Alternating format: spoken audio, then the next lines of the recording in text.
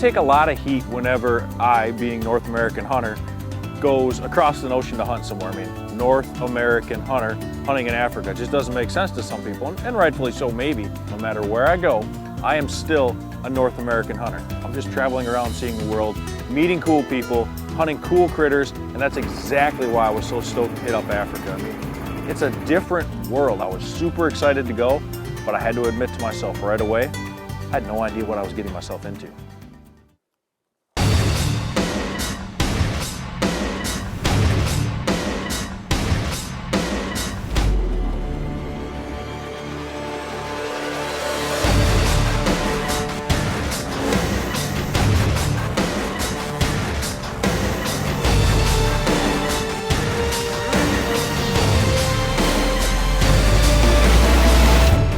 I am hunter.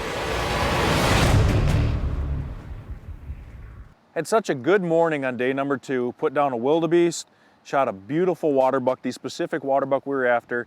Zebra was very high on my list, and Lawrence knew that, so we spent the day looking for zebra to no avail, cut some tracks, got to watch Douglas work these tracks. It was amazing to see that.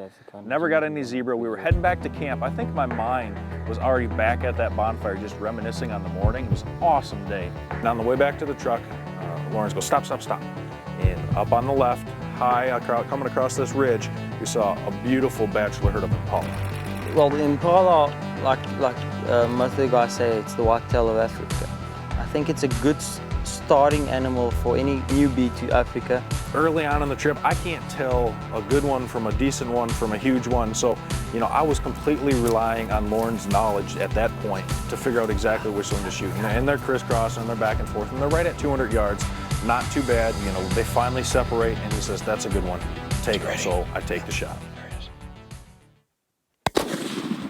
23-inch impala, beautiful, beautiful ram. Good sized animal, good representative of an impala. Well, an animal that was surely on my list, the whitetail of Africa, the gorgeous impala. We got on him, a little bit of a longer poke for a smaller animal like this, but here he is, absolutely beautiful. Day number 2, which we're standing in right now, 3 animals on the ground. Water buck we were after this morning, then a beautiful wildebeest, and then followed up by an impala right at sunset. It's gonna be hard to top today, but I know if there's a place to do it, it's gonna be right here at the Maroy. You're gonna have to forgive me for whispering right now. But we're hunting crocodile. I never thought I'd have the opportunity to hunt crocodile. But from where I'm sitting right here on this rock, there's a very big, like 13-foot crocodile, 70 yards behind me. But he's laying in such a way that we cannot see his head. So we're gonna wait him out, hope that he moves, but more than likely he's probably gonna get up and slide into the bank. So, crocodiles in Africa, it's intense. Crocodiles in Africa, it's intense. You're gonna have to forgive me for whispering right now. There's a very big, like 13-foot crocodile, 70 yards behind me. Getting to hunt a crocodile, the Nile crocodile specifically, it's such a unique opportunity because most plains game you can go over, hook up with a different concession like we did with Hannes at Maroy, and they've got a certain allotment of tags that they can give out, whether it's this for kudu or this for zebra. So getting a plains game tag is not that difficult. Getting one for a crocodile, however, those tags don't come around very often. So when I got the opportunity to hunt a croc, I was elated. I mean, who wouldn't want to hunt a crocodile? Someone over there. I think that's one. Yeah.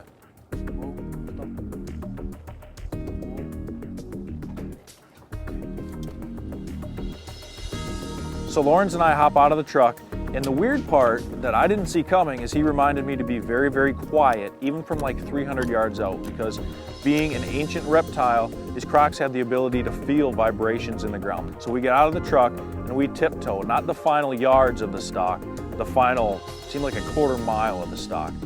And getting up close onto them can be quite a challenge.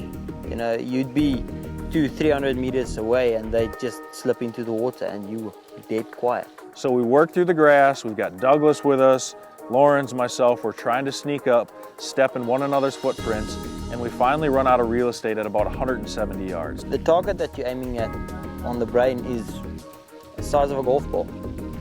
and hitting that effectively to kill that crocodile effectively, it takes a lot of skill and confidence in your rifle and your shooting, obviously. The good part about hunting crocodiles is that you have all the time in the world. So I took my time and I did everything right. I mowed the lawn a little bit, parted the weeds, found this perfect little hump in the terrain, got prone, settled in, no pressure, let myself calm down. It depends if you're comfortable.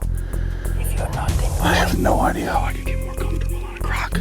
Lawrence makes sure that, you know, he is indeed a good croc, very right on shore, right exactly where we want him. All I have to do is put the bullet in that golf ball at 165 yards. How do you feel?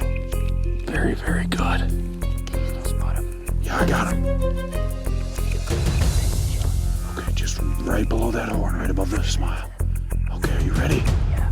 I put my crosshairs right behind that croc's eye, just below that little horn they have, and I squeeze the trigger very, very slowly.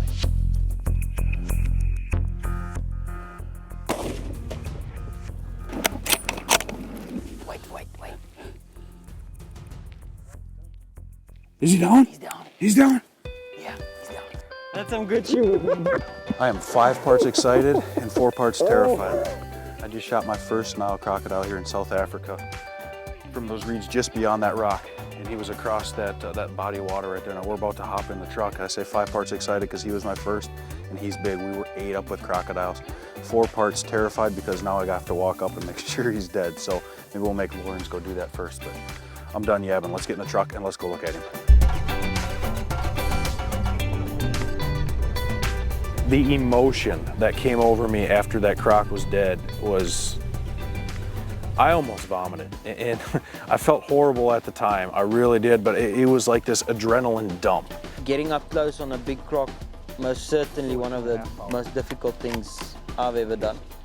But when you're walking up to a crocodile, one that you're pretty sure is dead, but you're just not quite sure, when you walk up, it's one of the most unnerving things I've ever gone through, because one quick swipe and that 12-foot crocodile can spin around and snap and I'm in huge trouble. So it's completely unnerving. But to touch that crocodile, an animal that no one has touched for 50 years in the history of its life, 50-year-old crocodile, can't even put it into words. It was one of the most amazing feelings I've ever experienced. I must say, the way we did this hunt, Luke put in a good shot at the range he was shooting at. We were just ecstatic about the whole thing, and I mean, emotional and exciting experience, you know, putting all these things together. So I thoroughly enjoyed it. It was excellent. It's official. My first Nile crocodile out of South Africa is out of the water, officially mine, and I can't thank you enough. I don't think there has ever been a smile as big on my face. A 160-inch whitetail back in the States does not put a smile on my face like this does. Tell me a little bit about his age. You said you thought it was a male? Yeah, male. Okay. At around 10, 11 feet. I'd say he's about, it's difficult to estimate, but he's about in his 50s. Just a cool animal. There's nothing else on the planet like it. Excellent. Nothing. Well done, once again. Thank you.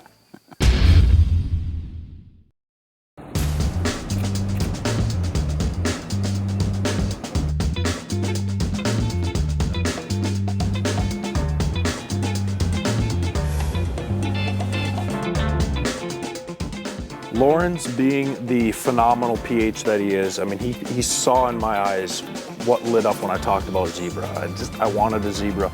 But he also saw, I think maybe before I did, how my love of kudu was growing the more we saw them.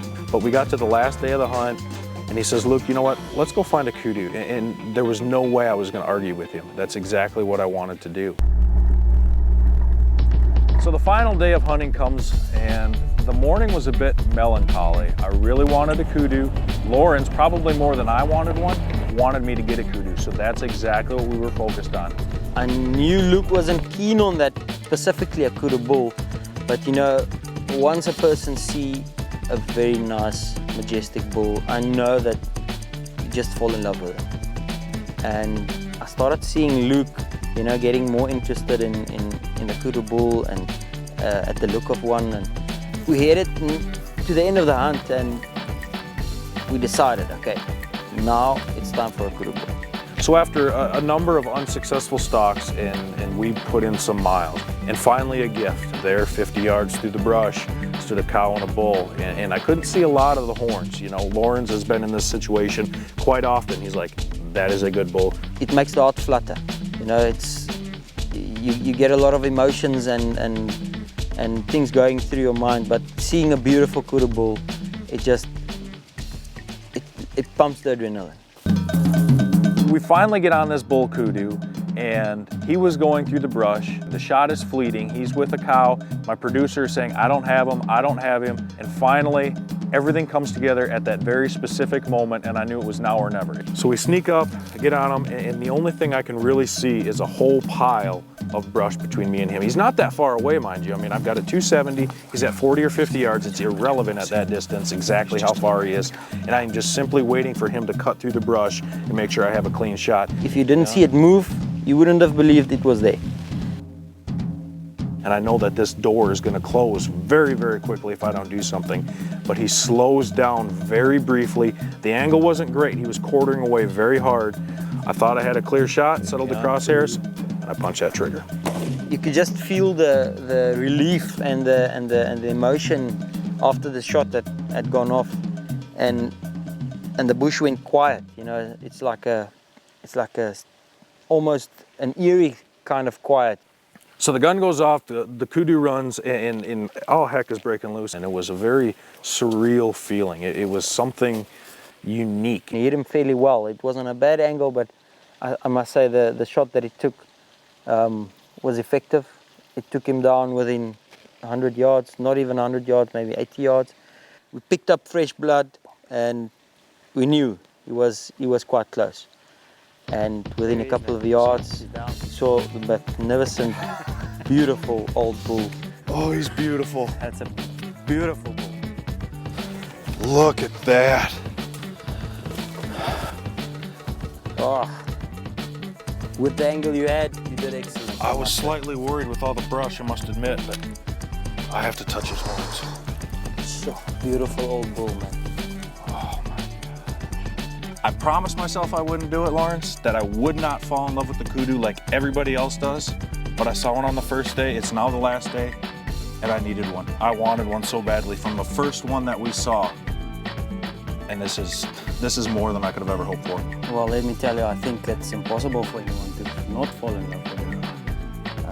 It's just such an amazing animal, beautiful and majestic. So from the tail to the tip of the nose to the tip of the horns, they are truly, I was in love with the zebra. They are truly, these kudu are truly the most beautiful animals here in Africa. I couldn't be happier. I was a little nervous about the shot through the brush, but he did not go far. He didn't hardly go 100 yards, did he? No, and you didn't have a good angle to work with, but I'm proud of the way you handled it. Thank you. And you went down. He went down quickly. Great stuff, man. To a great trip. Thank you. Whether you like it or not, I will be back at the road. I'm looking forward to it.